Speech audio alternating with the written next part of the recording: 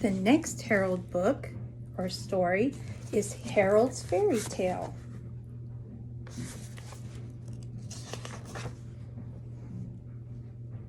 Further adventures with Harold and his purple crayon, Harold's Fairy Tale. One evening, Harold got out of bed, took his purple crayon and the moon along, and went for a walk in an enchanted garden.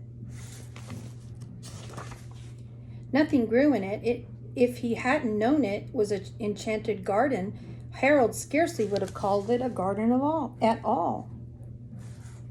To find out what the trouble was, Harold decided to ask the king. Kings live in large castles. Harold had to make sure the castle was big enough to be the king's. He didn't want to waste time talking to any princes or earls or dukes.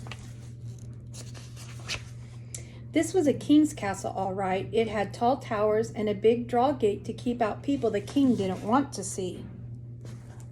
But when the draw gate was drawn closed, it kept Harold out too.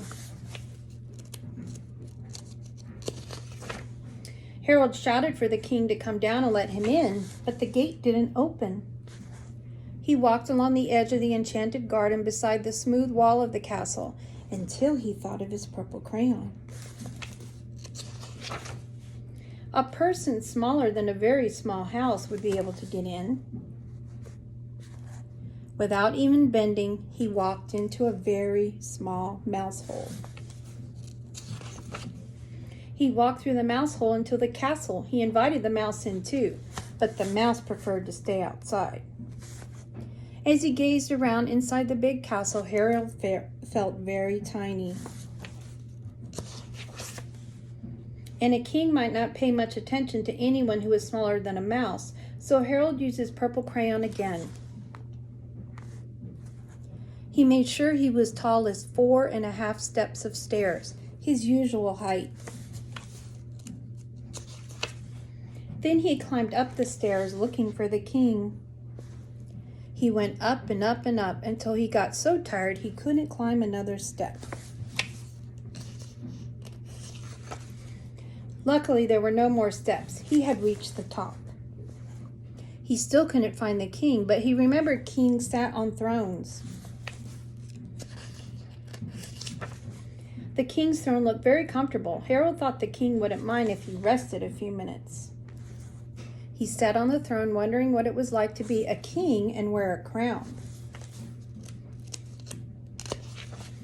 He tried it with the king's crown. It was all right for a while, but the crown began to feel very heavy. So Harold put it on the king's head, and he thanked the king for the loan of the crown. He noticed the king looked sad, no doubt because of the garden.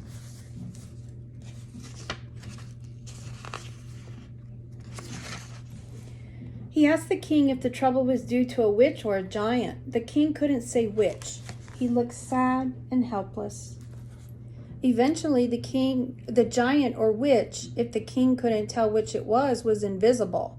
But Harold told the king not to worry. He set off to find the invisible witch or giant, brandishing his purple crayon, and accidentally he made a hole in the wall. The accident embarrassed Harold, but the hole was the handiest way out of the castle, and he climbed through it.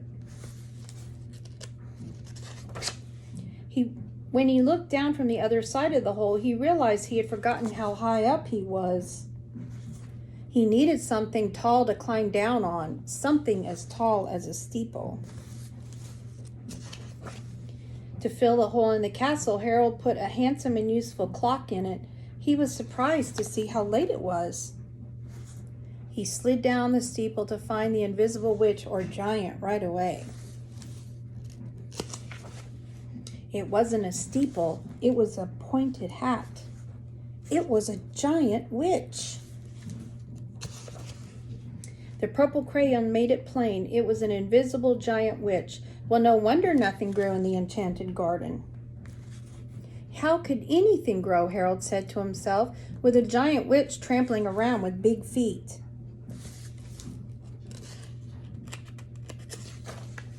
Now that he saw what the trouble was, all Harold had to do was to drive the witch out of the enchanted garden. Mosquitoes, mosquitoes, Harold knew would drive anybody out of a garden. The mosquitoes drove out the witch. They were also driving Harold out of the garden. He had to make smoke to get rid of the mosquitoes.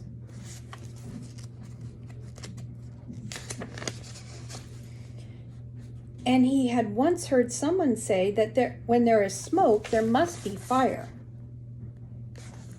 To put out the fire, he first thought of fire engines, but he decided to make it rain. Rain was easier. The rain soaked everything, Harold too, but he said it's good for flowers. He thought he was right. Soon there were flowers. Beautiful flowers popped up all over the enchanted garden, more than Harold was able to count, all in gorgeous bloom.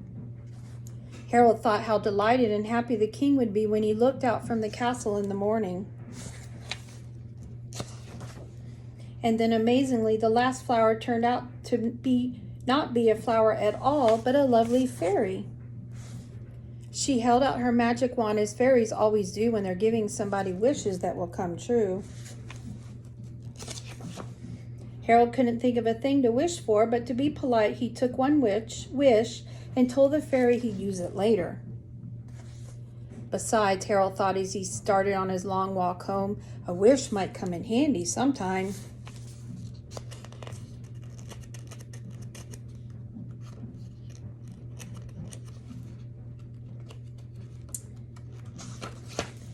After all the excitement, he suddenly felt tired and he stopped to rest for a while. He sat on a small rug because the ground was still somewhat damp from the rain, and he wished. He wished the rug was a flying carpet, and at once Harold felt it rise in the air. It flew fast and high. But it went so fast it left the moon behind. Harold realized he didn't know how to stop the carpet or to even slow it down. He wished he'd taken 2 wishes from the fairy so he could wish the flying carpet would land. But he did have his purple crayon. He landed the flying carpet in his living room right behind the high-backed chair his mother sat in knitting.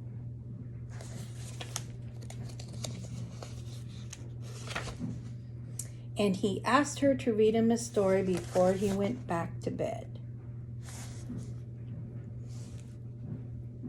The end.